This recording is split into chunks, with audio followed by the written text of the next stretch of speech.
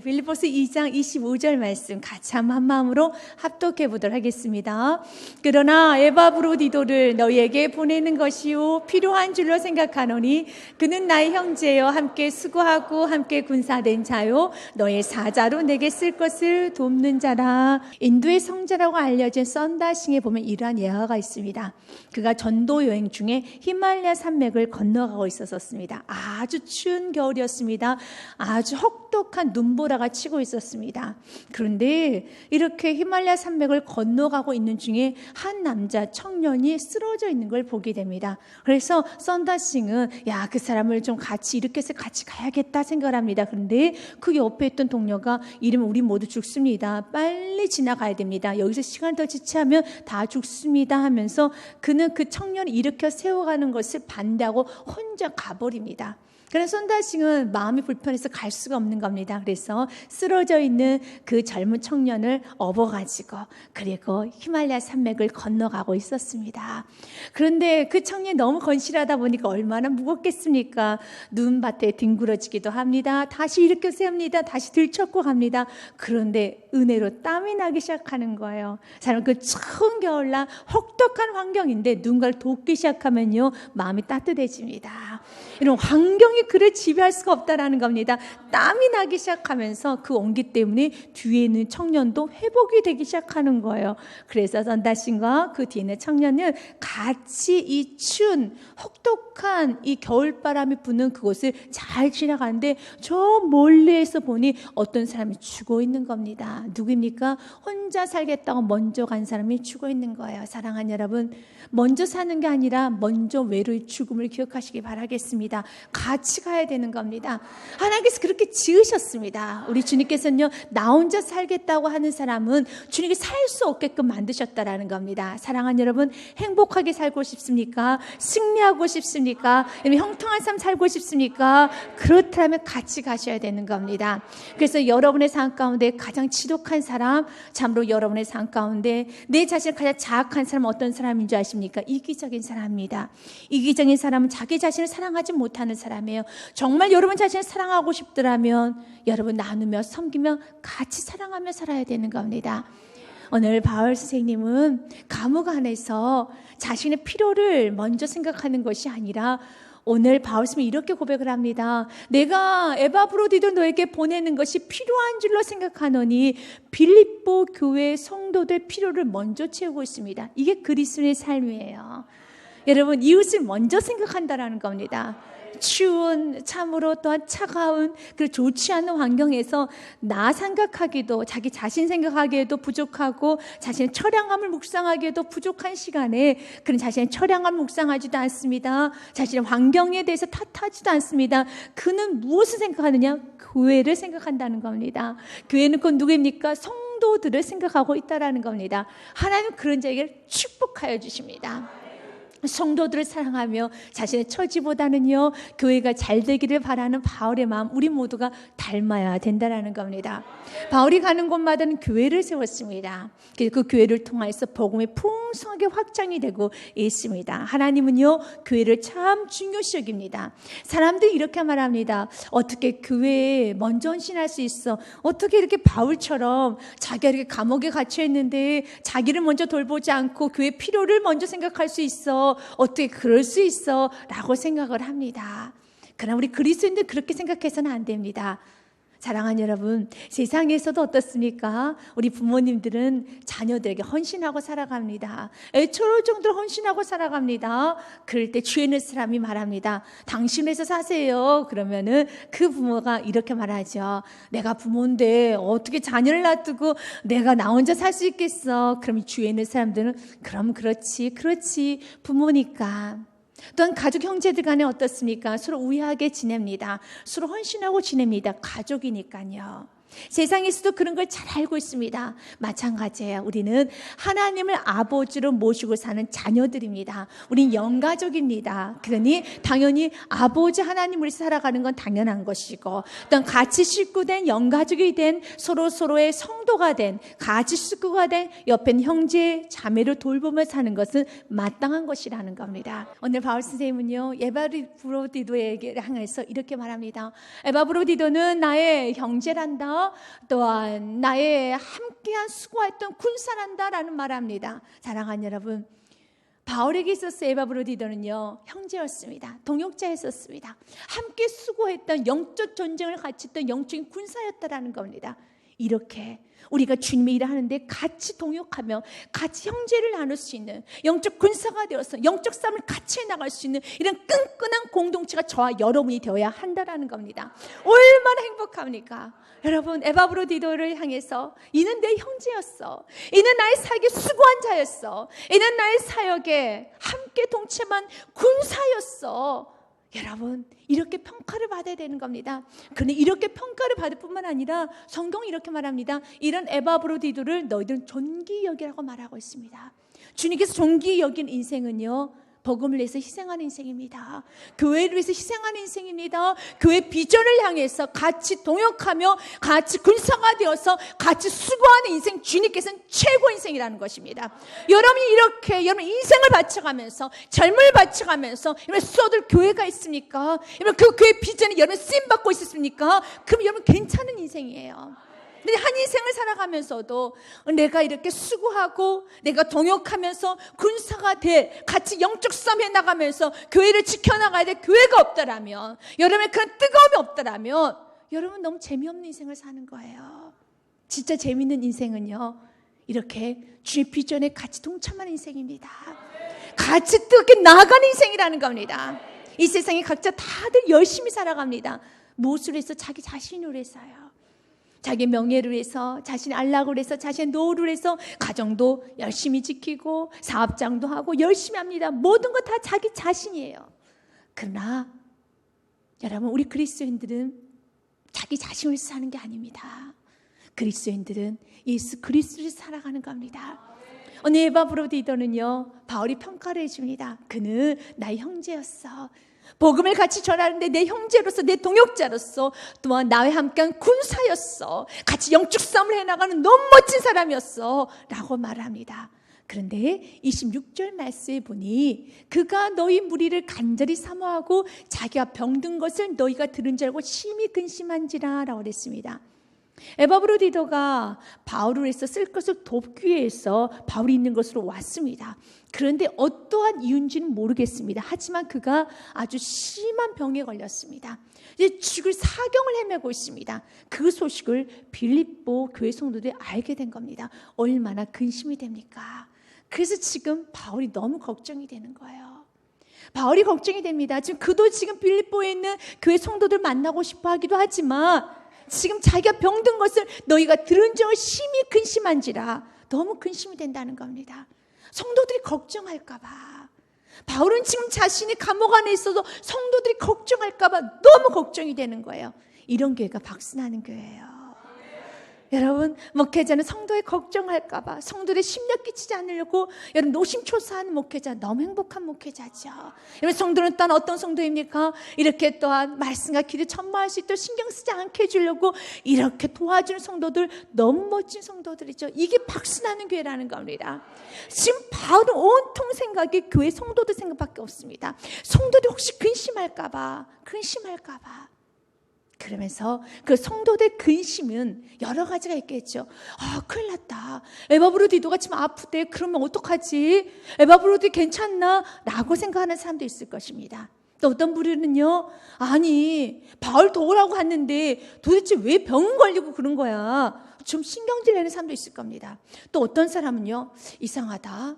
바울도 감옥에 갇히고 에바브로디도도 병이 들어있고 이거 뭔가 잘못돼 가고 있어. 이건 뭔가 잘못돼 가고 있어라고 믿음의 회의를 느끼는 사람도 분명히 있을 겁니다. 왜냐하면 교회 안에는 성도들의 믿음이 너무 다릅니다.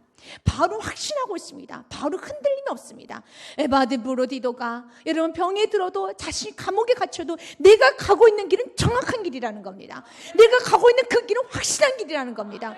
그런데 주위에 있는 사람들, 교회에 있는 성도들은 바로 이런 사건들을 통해서 믿음이 연약해진 성도들, 이런 사건들을 통해서 마음이 흐트러져서 교회가 하나 되면 파괴가 될 것을 너무 잘 알고 있었던 우리 바울 선생님은 걱정이 너무 되는 거예요. 지금 분명하게 교회 안에는 야, 뭔가 좀 잘못되고 있어.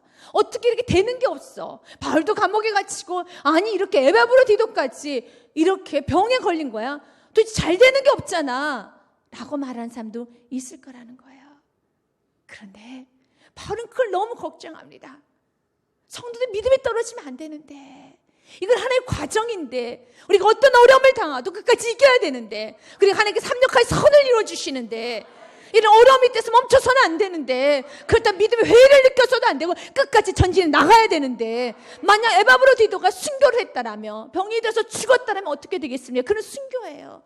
그 인생도 아름다운 인생인 겁니다. 하지만 그 소식을 들은 빌립보 성도들은, 감당할 믿음이 안 되는 사람은 어떨까요? 나는 그런 하나님 안 믿을 거야 라고 떠나는 사람도 있을 거라는 거예요. 얼마나 걱정이 됩니까? 사랑하는 여러분, 우리가 이런 걱정해야 되는 겁니다.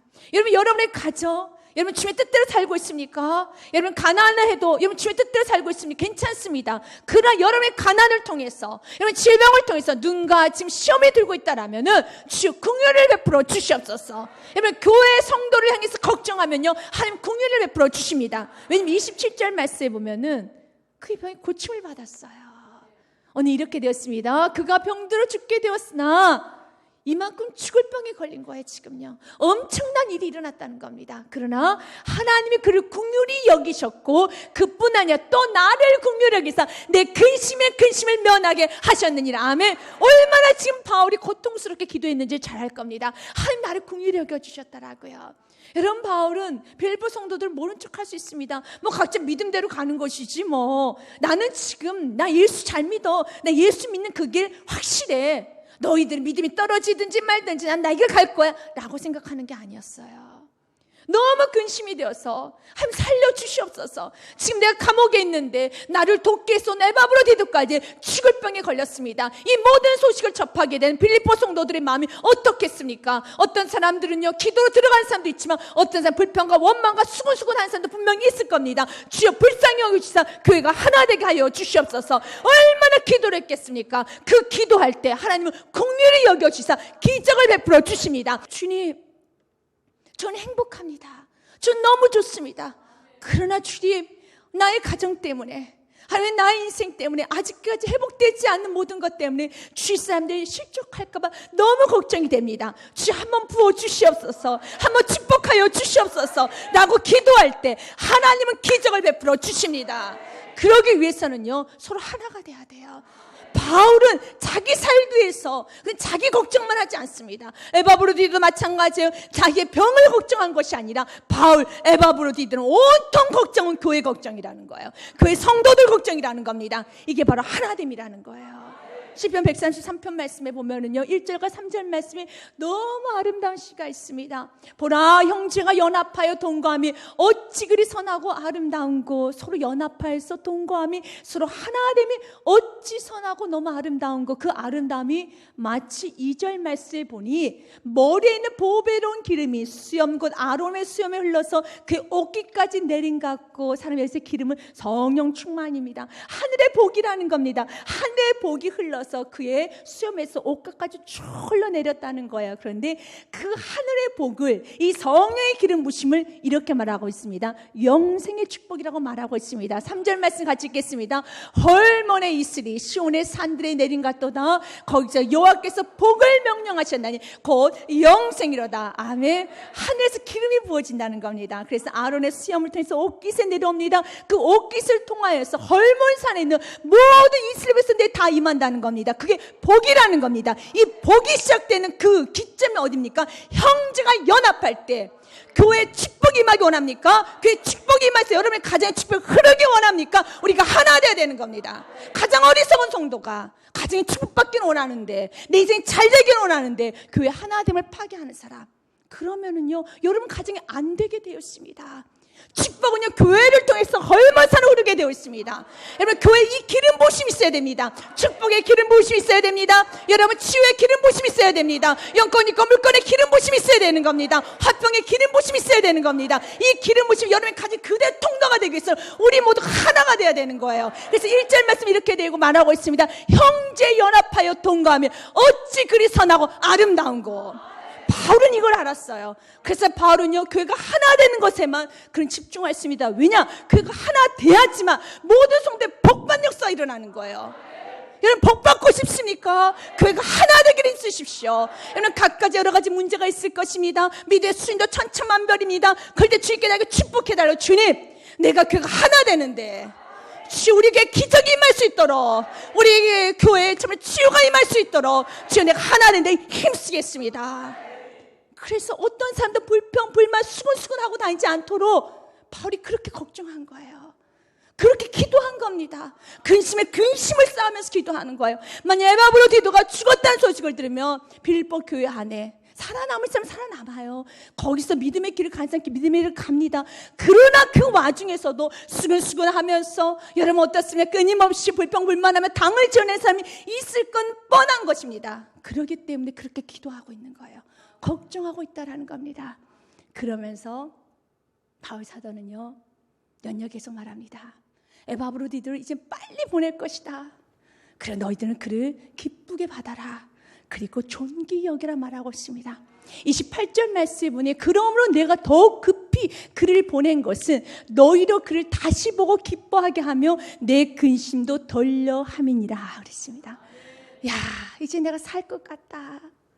에바브로디들 너에게 보내고 나니 내가 살 것 같다. 사실 에바브로디도가 바울 옆에 있으면요, 바울을 여러 가지 걸 도울 수 있으니까 바울이 좀 편합니다. 그러나 나의 편함이 먼저가 아니야. 빨리 가라. 그래야지 내가 살 것 같아. 에바브로디도가 너가 얼굴을 보여줘야지. 너가 화평한 얼굴, 너 건강한 얼굴을 보여줘야지 교회가 다시 한번 조용해질 것 같구나. 빨리 가도록 하여라. 내 근심이 덜려 함이니라. 여러분, 바울의 삶은 어떻게 생각하십니까? 야, 바울은 너무 스트레스를 많이 받고 사는 것 같아. 야, 바울은 어떻게 저렇게 살 수가 있을까? 사랑하는 여러분, 예수 그리스도를 만난 자는요, 바울처럼 사는 겁니다. 나보다는요, 성도 걱정을 먼저 하는 겁니다. 이웃 걱정을 먼저 한다는 겁니다. 요한복음 13장 말씀에 보면은요, 이렇게 말합니다. 새 계명을 너에게 주노니 서로 사랑하라. 내가 너희를 사랑같이 너희도 서로 사랑하라. 예수님 우리를 어떻게 사랑하셨습니까? 자기 모든 걸 다 주어서 내어주기까지 사랑하셨습니다. 이렇게 서로 사랑하면은 이것이 바로 제자야. 35절 말씀 같이 읽겠습니다. 너희가 서로 사랑하면 이로써 모든 사람이 너희가 내 제자인 줄 알리라. 그렇습니다. 이것이 제자의 삶이라는 겁니다. 서로 사랑하면서 하십시오. 한 영혼도 실족하지 않게 하려고 여러분 같이 노력해야 되는 겁니다. 여러분의 인생 가운데 한 영혼도 실족하지 않는 인생이 되시기 바라겠습니다. 왜 한평생 살면서 누군가를 도와주지는 못할 망정 누군가의 믿음을 실족하는 그런 삶을 사십니까? 그건 너무 복된 삶이 아니에요. 영혼을 세우는 삶을 살아야 되는 겁니다. 우리 사랑 많으신 예수님께서 마태복음 18장 말씀에 보면은요, 이런 말씀을 좀 하셨습니다. 6절 말씀에 누구든지 나를 믿는 이 작은 자 중 하나를 실족하게 하면 차라리 연자맷돌이 그 목에 달려서 깊은 바다에 빠뜨려지는 것이 나으니라 라는 말씀을 하고 있습니다. 사랑 많으신 예수님께서 이렇게 말하는 거예요. 차라리 너가 죽는 것이 더 낫겠다. 너가 차라리 살지 않는 것이 더 낫겠다. 어떠할 때 작은 자를 할지라도 그 작은 자의 뜻은요, 별로 효용성이 없는 자, 그냥 무리와 같은 자, 특별하게 실력도 없고 가치도 그렇게 크나큰 가치, 어떤 효용성이 없는 자를 말합니다. 그렇게 작은 자를 할지라도 나는 그 작은 자를 위해서 내 생명을 내놓았다. 나는 그 작은 자를 참 소중히 여긴다. 그러니 그 작은 자라도 만약 너가 실족해 한다라면 차라리 연자맷돌을 메고 죽는 게 낫겠다라는 말씀을 하고 있습니다. 그만큼 우리 주님은요, 한 영혼을 사랑하십니다. 우리 주님 여러분도 사랑하십니다. 그러나 여러분이 가볍게 여기는 그 사람을 위해서도 우리 예수님 십자가에서 죽으셨습니다. 그래서 존귀 여기셔야 되는 겁니다. 누군가의 아픔을 줘서는 안 됩니다. 누군가에게 눈물을 흘리게 해서는 안 됩니다. 누군가를 근심하게 해서도 안 된다라는 겁니다. 이게 바로 제자의 삶이라는 거예요. 그러면서 바울은요, 빌립보 성도들에게 오늘 우리 세계명 성도들에게 당부를 합니다. 에바브로디도를 기쁘게 영접하여라. 그리고 그를 존귀 여겨라 라고 말하고 있습니다. 이게 29절 말씀에 있습니다. 같이 읽겠습니다. 이러므로 너희가 주 안에서 모든 기쁨으로 그를 영접하고 또 이와 같은 자들을 존귀 여겨라. 에바브로디도가 교회에 들어왔었을 때 바울은 어느 정도 감지했었습니다. 그 중에 어떤 사람은 도대체 뭐하고 온 거야? 어떻게 바울을 도우라고 했더니 너가 병이 걸려서 그렇게 돌아올 수 있어라고 비난하는 사람도 있을 것입니다.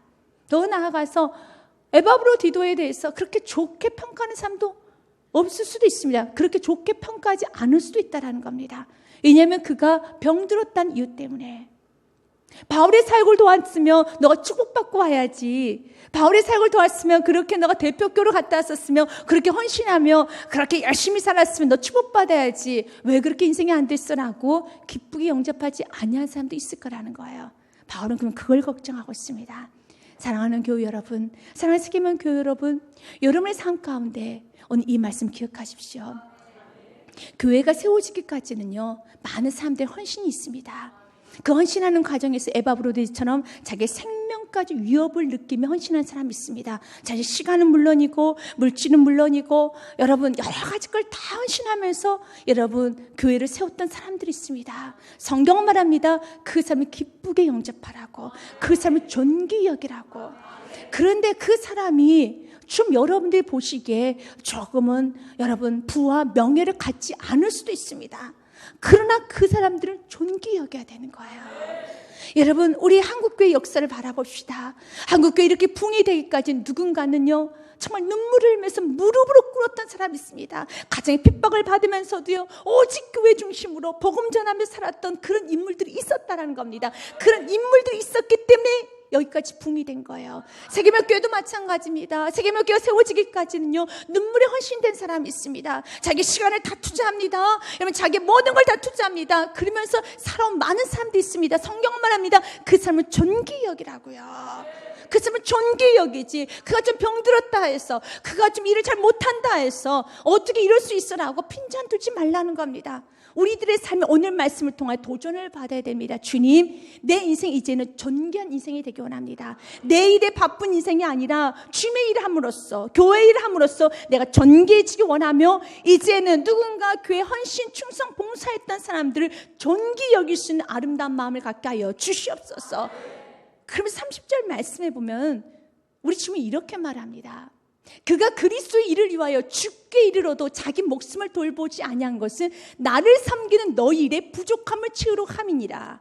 빌립보 교회 성도들 다 그렇게 살아야 됩니다. 그러나 너희들이 그렇게 살지 못하고 에바브로디도가 죽기에 이르기까지 헌신 봉사하면서 너희의 부족함을 채운 사람이야. 그러면 좀 감사해야 되지 않겠느냐. 여러분, 그러면 좀 감사해야 되지 않겠느냐. 원래 너희들이 해야 되는 일인데 너희들 대신해서 너희의 부족함을 에바브로디도가 자기 생명을 내놓으면서 열심히 헌신했다라며 왜 불평하니? 왜 불평하니? 그러면 감사하고 살아야 되지 않겠니? 로마서 말씀 16절 말씀에 보면은요, 바울의 사역을 위해서 도왔던 사람들 이름이 열거되어 있는데 특별히 브리스길라 아굴라의 부부의 이름이 열거되어 있습니다. 3절 말씀에 보니 너희는 그리스도 예수님 안에서 나의 동역자들인 브리스가와 아굴라에게 문안하라 라고 말합니다. 그러면서 바울이 이렇게 말합니다. 4절 말씀 같이 읽겠습니다. 그들은 내 목숨을 위하여 자기들의 목까지도 내놓았나니 나뿐 아니라 이방인의 모든 교회도 그들에게 감사하니라. 이 말은 무슨 말이냐면 세계명 교우들아, 너희들은 브리스길라 아굴라에 감사하고 살아야 돼, 이 말이라는 겁니다. 브리스길라 아굴라는 바울을 위해서 목까지 내놨습니다. 사람들이 이렇게 말합니다. 어떻게 바울을 위해서 목숨을 내놓을 수 있어? 하나님을 위해서 목숨을 내놓는 건 맞지만 어떻게 바울을 위해서 목숨을 내놓을 수 있어? 라고 말합니다. 어떻게 되면 이 말이 맞는 것 같습니다. 그러나 보시하는 하나님을 위해서 여러분 어떻게 목숨을 내놓겠습니까? 뭘 놓고 목숨을 내놓겠습니까? 바울의 사역은요, 하나님께서 바울을 통해 일하시면 하나님 사람을 통해 일하십니다. 하나님 교회를 통해 일하십니다. 너가 그 교회, 그 하나님 쓰시는 삶에서 너가 목숨을 내걸어라. 그럴 때 오늘 성경은 말합니다. 결국은 그들이 바울을 위해서 목숨을 낸 것 같지만 바울이 됐을 때 그가 도왔었을 때 바울이 뭐라고 말합니까? 이방인의 모든 교회들아 브리스가 아굴라에게 감사해. 내가 나아가 될 수 있었던 것은 바울이 바울 될 수 있었던 것은 브리스가 아굴라에 헌신이 있었기 때문에, 내가 복음을 잘 전할 수 있었던 것은 브리스가 아굴라에 헌신이 있었기 때문에, 그러니까 너희들은 브리스가 아굴라에게 감사하여라. 세계 모든 성도들도 너희도 브리스 아굴라에 감사하여라. 그겁니다. 하나님은요, 오늘 이걸 기억하기 원합니다. 에바브로디도를 기억하기 원합니다. 에바브로디도에게 감사하고 살아야 돼. 브리스길라 아굴레 감사하고 살아야 돼. 헌신했던 사람들이 감사하고 그를 존귀 여겨야 돼. 그리고 이제 너희들도 헌신하며 존귀한 인생이 되어라. 감사하며 살아라. 너의 부족한 것까지 지금 채우고 있어. 그럼 이제는 나도 누군가의 부족함을 내가 채우는 인생이 되겠습니다. 여러분, 그렇게 멋진 인생이 되어야 한다는 겁니다. 하지만 빌립보 교회 안에는 이렇게 감사를 감사하면서 참으로 에바브로디도에게 수고했습니다, 고맙습니다, 여러분 이렇게 표현하는 사람도 있지만 지금 바울은 걱정이 너무 많아요. 어떤 사람들은 기쁘게 영접하지 않거든요. 교회 안에서도 마찬가지예요. 본인 헌신하지 않으면서도 헌신하는 사람들을 그렇게 핍박하는 사람들이 있어요. 그것은 결코 좋은 게 아닙니다.